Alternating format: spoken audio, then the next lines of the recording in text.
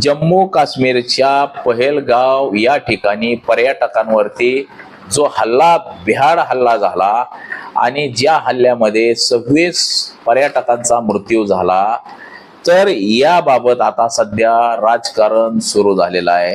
आता काहींचं मत म्हणजे भारतीय जनता पक्षाच्या लोकांचं असं मत आहे की जात आणि धर्म विचारून फायरिंग केलं म्हणजे भारतामध्ये पुन्हा मुस्लिम द्वेष पसरवण्याचं काम सध्या जोरात सुरू आहे.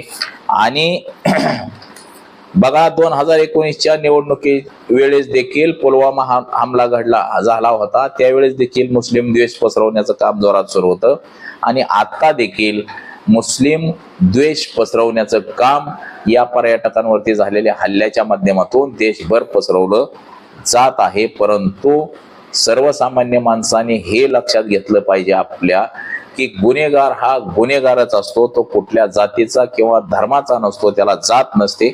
गुन्हेगार हा गुन्हेगारच असतो. एक माणूस गुन्हेगार असला म्हणून पूर्ण समाज गुन्हेगार होत नाही.